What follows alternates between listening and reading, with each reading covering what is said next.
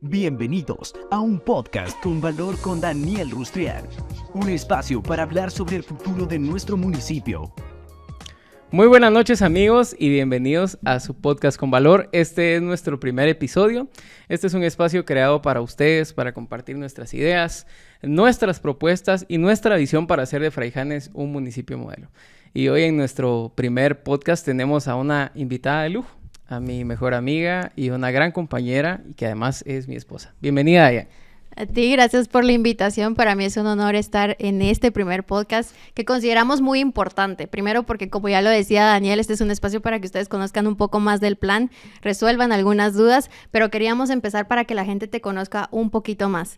Te conozco desde los 16 años, prácticamente la mitad de mi vida. Tenemos ambos 32 años, entonces antes de esos 16 años en donde no te conocía, que nos contaras un poquito en dónde naciste, en dónde estudiaste y más cosas. Bueno, soy fraijaneco. Nuestra casa, la casa de mis papás se construyó en el Tempisque. Les menciono esto porque fue la primera casa que se construyó ahí. Luego ya llegó doña Mayra, don Neftalí, don Juan. Bueno, don Juan fue el segundo y Fraijanes pues fue creciendo. Tuve la oportunidad de estudiar párvulos en la Escuela de Parvulitos, donde ahora están mis años dorados, ahí por la despensa. Luego estudié en la 5 de noviembre y mis básicos los saqué en el Camino del Saber. Luego ya me fui a la capital, me fui muy lejos a estudiar. Todavía no sé por qué razón, pero creo que era porque tenía que conocer a ella.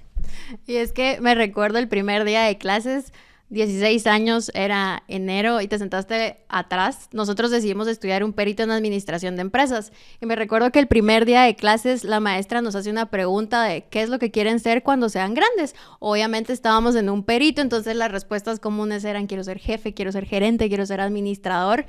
Y alguien detrás de mí le preguntan y dice, quiero ser alcalde. Y lo que provoca es que yo giro y dije, ¿y este loco qué, no? Entonces me empiezo a reír porque en tono de burla, pero porque no te creía y era una pregunta, una respuesta un poco rara. Dicho sea de entonces, paso que sí, eso marcó nuestra relación, no nos llevábamos muy bien. Luego, pues surgió el amor, ¿verdad? Entonces yo no entendía cómo habían dos facetas en una misma persona.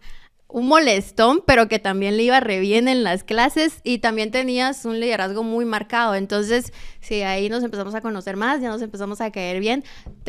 Ahí sí que tenemos muchos gustos distintos, somos polos opuestos. Aquí se cumple el de se atraen, pero sí, me recuerdo muy bien en esa fase que desde siempre tenías marcado que era lo que quería hacer.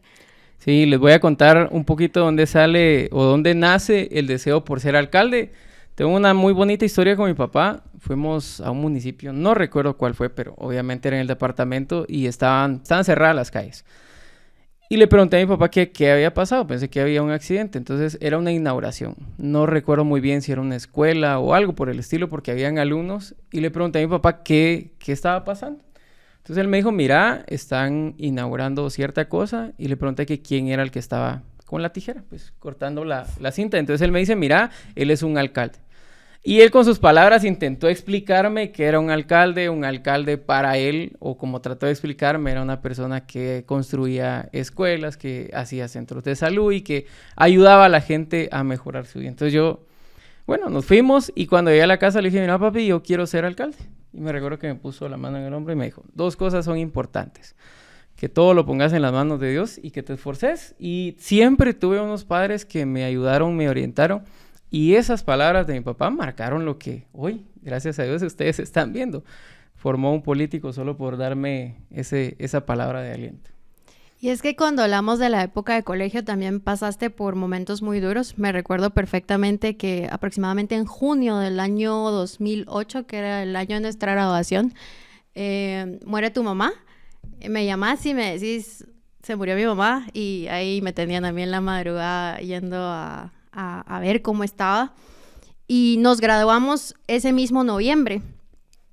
Y recuerdo perfectamente cuando estábamos en nuestra ceremonia de graduación, pasaban las fotos de nosotros chiquitos atrás con nuestra familia cuando recibíamos el diploma, y a ti te dan una medalla porque tenías, o sea, eras sobresaliente, era lo que les decía, que no entendía cómo podía tener ambas cosas, pero te dan esta medalla y te tiraba, o sea, completamente desmoronado. Creo que fue una de las pocas veces que te vi llorar tanto por la muerte de tu mamá. Fueron momentos muy duros y que hasta la fecha siguen marcando muy, muy fuerte también el deseo de superación, y creo que marca una pauta muy importante para tu crecimiento. Sí, yo creo que como a muchos nos ha pasado o quienes hemos tenido lamentablemente que despedirnos de uno de nuestros padres es un proceso difícil, duro, y más cuando tus padres lo que han hecho, por lo cual se han esforzado, es por darte educación, y ese era para mí un momento de entregarle a ella y a mi papá el resultado del esfuerzo que habían tenido. Recuerdo que ese es un antes y un después en la relación con mi papá. Mi papá, como la mayoría de nosotros, pues lo que ha hecho es, a la mayoría de la gente, lo que ha hecho es darle una oportunidad de estudio. Él me dice, mira, a partir de acá te toca que valerte por ti mismo. Por supuesto, yo no dependía de alguna forma de mi papá, porque siempre me han gustado los negocios. Les voy a contar el primer empleo que tuve, voy a hacer una pequeña pausa. Pero el primer empleo que yo tuve, lo tuve en la casa de un vecino, de Juanjo, por si me está viendo o me va a ver, él sabrá esa historia. Me invitaron a trabajar en el jardín de su casa, que el jardín era un pequeño terreno donde había café. La cosa es que me dicen, mira, vamos a cortar café y te vamos a pagar por cada quintal que lleves. Yo estaba chiquito y me dieron un gran canasto. Y yo, por el tamaño del canasto, dije, con este canasto de un solo lleno 2 quintales. Y a muchos de los que trabajan cortando café les va a sonar familiar esta historia. La cosa es que no me abundó el trabajo y logré llenar más o menos un canasto, y cuando ya estaba llegando al quintal se me cayó mi canasto de café. Y bueno, fue un desastre, la verdad. Fui a trabajar como 2 o 3 días y nunca más trabajé en eso, pero desde muy pequeño me ha gustado trabajar. Creo que es una herencia que mi papá me ha dejado y que me gustaría aclarar, me gustaría tocar este tema porque a veces las personas dicen, miren, es que Daniel solo se relaciona con personas de dinero, que Daniel aquí, que Daniel allá. Y la verdad que tal vez algunas personas critican desde afuera sin darme la oportunidad de conocernos. Pero yo vengo de abajo, sé trabajar, sé lo difícil que es la vida, pero me ha tocado que trabajar. Además de cortar café, también trabajé como ayudante de albañil. Trabajé como ayudante carpintero y cuando me corté con melamina ya renuncié. Trabajé en una pizzería. Miren, he hecho muchos trabajos. Fuiste mesero. Fui mesero. Bueno, voy a retomar la historia y les voy a contar la historia del mesero. Entonces viene mi papá y me dice, mira, a partir de acá ya no te puedo ayudar.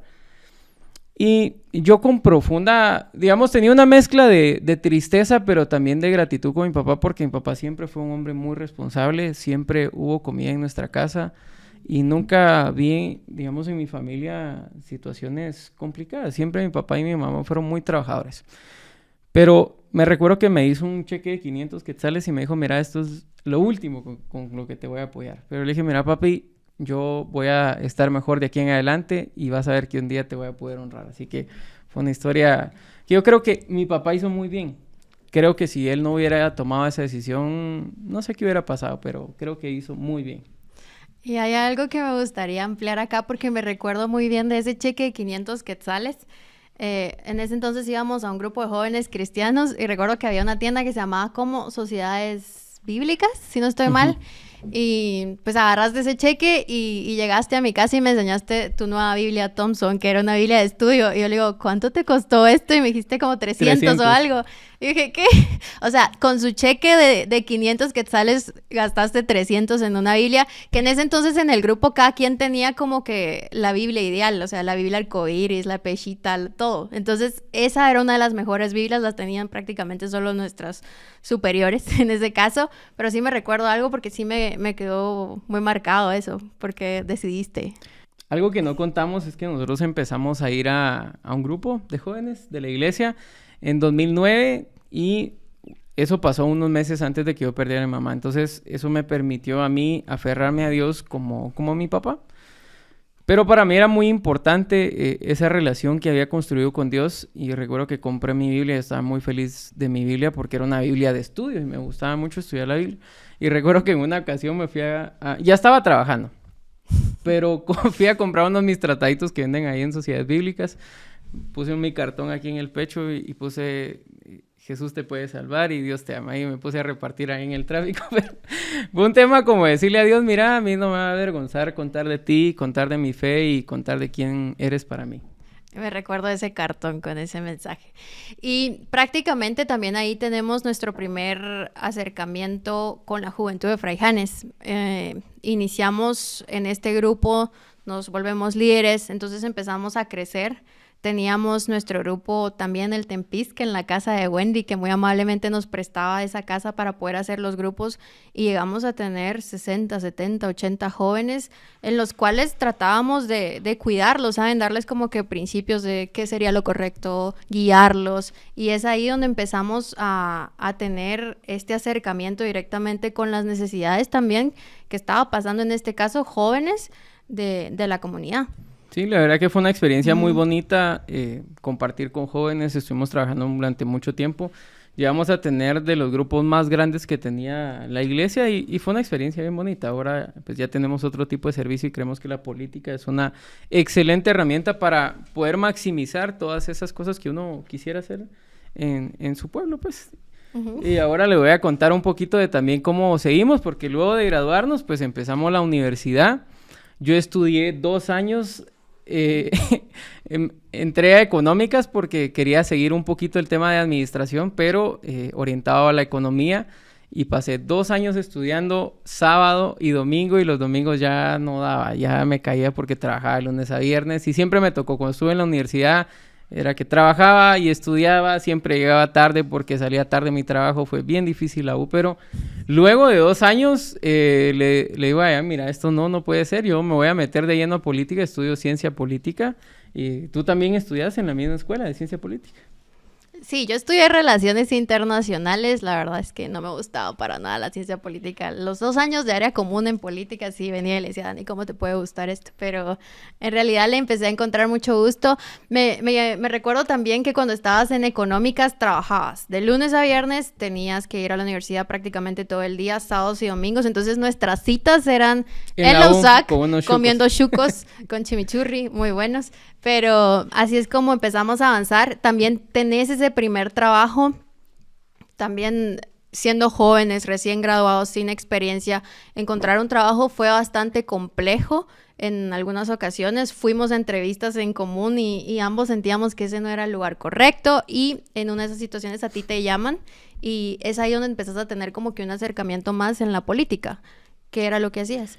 Bueno, un amigo me refirió a un trabajo, necesitaban un analista, y empiezo yo a hacer análisis de medios y de comunicación, y fue para mí de verdad una experiencia que de un día me dicen, mira, empezás mañana porque la persona hoy se va, y al siguiente día yo entraba a las 5 de la mañana y me entregan un documento y me dicen, para las 7:30 tienes que tener listo el análisis. Yo no sabía mucho, pero la verdad, como siempre he sido medio chute, medio pilas, aprendí al chilazo, me gustó mucho, y es ahí donde también de nuevo retomo ese camino de la política y mi afinidad, digamos, por todos los temas relacionados a la política. Cerramos Pensum en el 2016 y en el 2017 ya tú inicias con tu maestría en gestión pública, y también tengo muy presente que es en este periodo en donde yo, o sea, ya que estudiara ciencia política para mí era una señal que ese sueño que habías dicho de chiquito y que querías ser alcalde era real. Obviamente yo te miraba como asesor, como estar tras bambalinas, porque la política, como ya lo había dicho anteriormente, no era una de mis cosas favoritas. Pero también tengo presente que en esa maestría conoces a mucha gente muy pilas, muy inteligente, que empiezan a ver a ti un potencial grande porque también dejaste muy marcado que tú querías ser alcalde. Bueno, pasó lo mismo que en el colegio. Preguntaron la misma pregunta, ¿qué quieren ser o por qué están estudiando la maestría? Y dije, yo voy a ser alcalde de Fraijanes. Y ahí es donde consigo a unos amigos que me dicen, mira, te vamos a apoyar. Y los catedráticos igual, yo les contaba, no, es que yo voy a ser alcalde de Fraijanes y voy a ser alcalde de Fraijanes. Y entonces me decían, mira, puedes hacer esto. Y ahí fue donde me fui nutriendo y logramos armar un equipón en la campaña pasada a nivel técnico. Sí, y es ahí donde también tú ya tenés una plática conmigo y me decís, ¿qué pensás? Me quiero tirar como candidato. Incontables las reuniones que tuvimos en cafeterías para saber si ibas o no ibas, en dónde, cómo lo ibas a hacer, quién iba a ser tu equipo, si estabas listo o no, si nos esperábamos para las siguientes, pero al final se tomó la decisión. También tuviste no momentos tan buenos cuando decidiste iniciar, porque eras joven, porque tal vez no tenías la experiencia que muchos políticos buscan, pero ¿cómo te fue con eso? Bueno, tuve una muy mala experiencia. Recuerdo que llegó un partido político y le digo a la persona que estaba coordinando el departamento, mire, yo quiero correr para la alcaldía de Fraijanes, tenemos equipo, yo sé lo que quiero hacer, solo necesitamos que nos apoyen. Y me dice, mira, dale, echa punta, aquí están las hojas de afiliación, legaliza el municipio, solo avísale a fulano de tal que es el encargado que está ahorita del departamento. Entonces le aviso a esa persona y me dice, sí, excelente, dale. Pero avísale a una persona que ahorita está viendo todo ese tema. Entonces voy con esta persona y le digo, mira, ya me dieron mis hojas, voy a empezar a trabajar en Fraijanes. Y viene y me dice, mira, nosotros aquí necesitamos 3 requisitos de un candidato. Que tenga pisto y que tenga pisto. Eso para mí fue como que me echaran un balde de agua fría, porque era un golpe de esa realidad de la cual toda la gente está muy decepcionada de la política, que mucha gente asocia que la política tiene que llevar consigo o ir a la par amarrada del dinero, y es por eso que la gente está tan desmotivada, tan digamos demoralizada para poder participar. Y yo cuando recibo eso me recuerdo que llamo a una persona y le digo, mira, yo buscando un poco de consuelo le digo, mira, fíjate que me pasó esto. Y me dice, mira, es que yo creo en ese dicho que dice candidato pobre, pobre candidato. Y fue doble golpe para mí. En ese entonces dije yo, no voy a participar, no puedo ser parte de esto. Entonces llego con el equipo que habíamos armado y le digo, miren, no me voy a tirar, yo no voy a ser parte de esto así que quede. Entonces el equipo, no, mira, eso no es así, trabajemos, pero había un grado de frustración en mí y de incertidumbre bien, bien grande. Pero luego pasan los meses y decidimos aventarnos y decir, no hombre, si tenemos el equipo, sabemos lo que tenemos que hacer y cómo lo vamos a hacer, démosle. Y es como encontramos el partido que nos abre las puertas, no nos pone ni condiciones, no nos pide dinero, y dijimos, este es el partido con el que vamos a participar. Y te presentás como el candidato más joven, eran 15 candidatos, y la verdad es que fue una campaña, no sé, hay tantas experiencias. Me recuerdo en una que tuvimos una caminata y éramos como 6 personas con banderitas, y mientras íbamos caminando venían otros candidatos con jeeps, con modelos, con bocinas, con una gran caravana, y nosotros como que, hola, saludando, ¿saben? Pero o sea, nos sentíamos tan pequeños al inicio porque mirábamos las fotos que incluso muchos candidatos publicaban con una cantidad de gente enorme, con masivas, y nosotros estábamos ahí caminando, presentando las propuestas, los proyectos. Entonces sí te tocó también tener muchas facetas. Tú fuiste organizador, diseñador, fotógrafo, porque sí viviste esa campaña con un equipo muy reducido. Sí, la verdad que yo estoy muy agradecido con esa gente que nos apoyó en ese entonces. Éramos un grupo muy pequeño que estuvo con nosotros, pero ese esfuerzo que se hizo entonces dio su fruto. En esa elección participamos 15 candidatos, logramos un segundo lugar y haciendo una campaña con puras cascaritas, como diría. La verdad que fue muy, muy reservada la campaña, pero muy estratégica, muy disruptiva, y logramos ir a todos los debates o entrevistas que nos presentaron y tuvimos la oportunidad de mostrar que sí sabíamos lo que queríamos hacer, y eso fue lo que nos valió.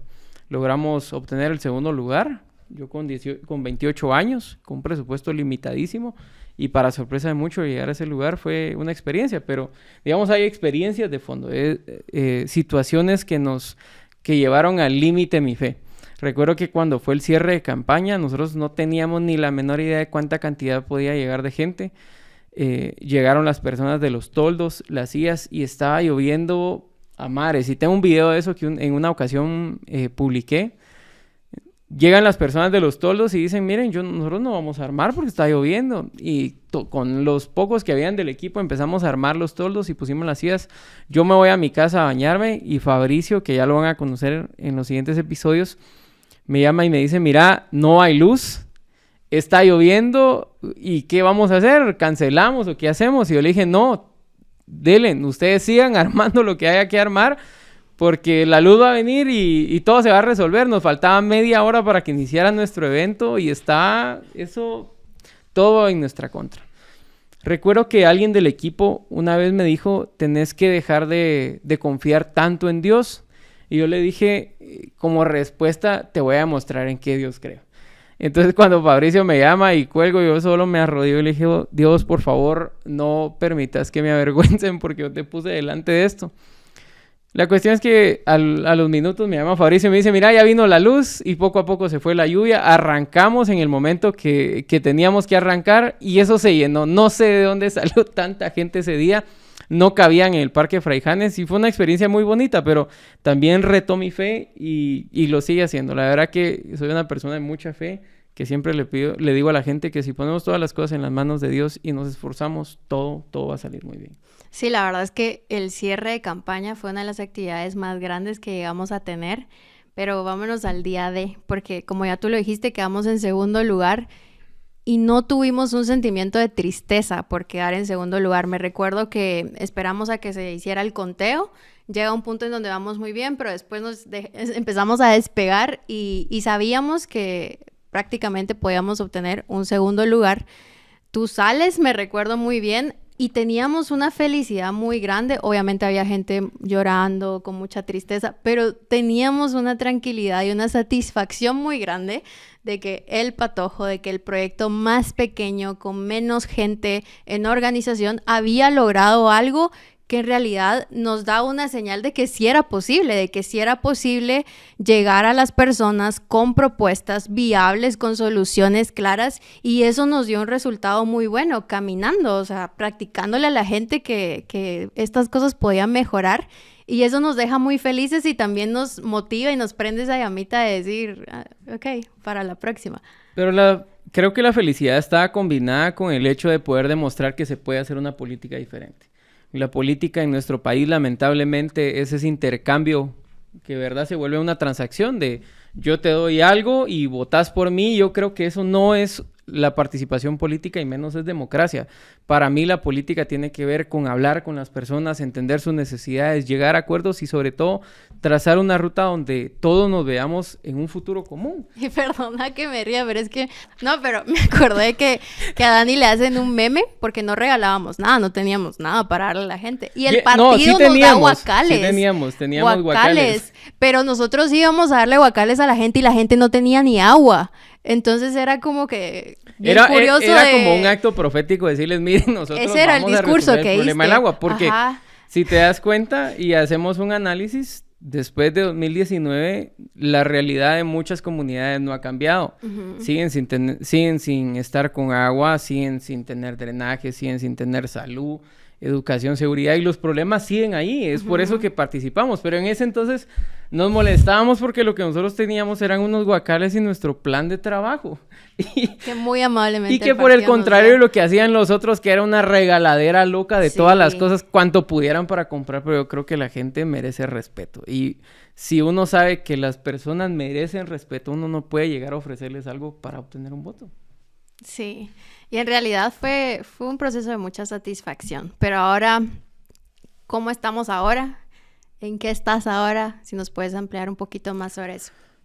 Bueno, después de 2019, la gente se queda con una muy buena imagen del proyecto. Logramos el segundo lugar, nos fue muy bien. Empezamos a trabajar en el liderazgo, en la organización política, que fue algo que nos hizo falta. Bueno, y es así como llegamos a 2023, la fuerza política más grande de Fray Janes. Y para sorpresa de muchos, porque se preguntan cómo es que tenemos tanta gente si no les damos nada. Y es que en primer lugar lo que hacemos es respetar a la gente. La gente no se le puede comprar con cosas. No se puede estar esperando que porque se les va a regalar algo la gente va a votar por uno. Yo creo que es un tema de construir comunidad y sobre todo de tener conciencia de que el país y nuestro municipio requiere de políticos mucho más responsables. Tal es nuestro grado de responsabilidad y compromiso que cuando dan el banderazo de salida para la campaña política, en el primer segundo publicamos, pues obviamente hicimos pública nuestra página donde estaban nuestras propuestas y lo que nosotros íbamos a hacer. Hoy, hasta el día de hoy, sigo sin ver otro plan de trabajo. Creo que son 12 candidatos políticos los que están inscritos y eso es preocupante. Porque imagínense una persona que aspira a gobernar a Fray Janes, un municipio tan importante para el departamento, al día de hoy no tenga un plan de trabajo. Eso no solo refleja su falta de responsabilidad, sino que el peligro en el cual nosotros nos podemos llegar a meter si una persona de esas llega a quedar. Yo creo que es muy importante que las personas conozcan las ideas, las propuestas, los planes y de cómo vamos a hacer las cosas.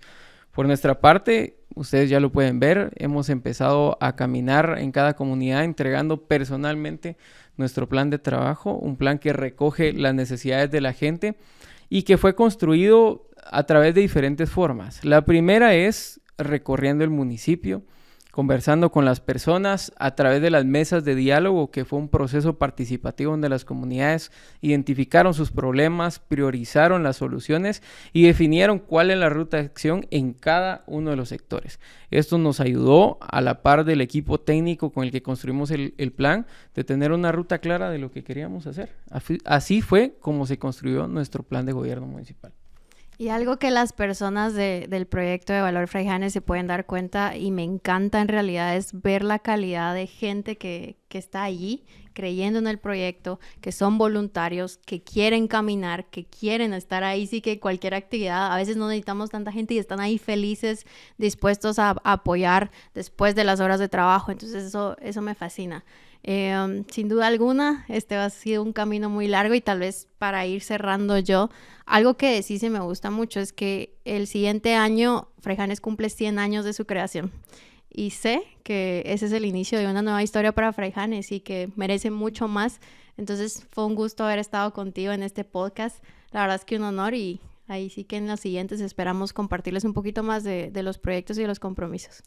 Antes de cerrar, quiero darle gracias primero a esas personas que siempre han creído en este proyecto, que siempre han confiado en la visión que tengo para Fraijanes y que han estado caminando conmigo hombro a hombro. Muchas gracias por confiar, por creer, por su respaldo, y que sepan que sin ustedes todo esto no fuera posible. El Partido Valor en Fraijanes es lo que es por su gente, lo más valioso que tenemos. Siempre he creído en el potencial de nuestro municipio, pero particularmente lo más importante es su gente. Así que muchas gracias por acompañarnos en este primer podcast. La verdad que fue un formato interesante para nosotros poder desarrollarlos, pero muchas gracias por estar al pendiente. Quiero compartirles que de aquí en adelante vamos a tener a más invitados que van a estar compartiendo con nosotros su experiencia y sobre todo desarrollando cada una de las propuestas que tenemos. Muchas gracias por estar al pendiente, y recuerden que estamos a pocos días de convertirnos en un municipio modelo. Una nueva historia para Fraijanes nos espera. Feliz noche. Feliz noche.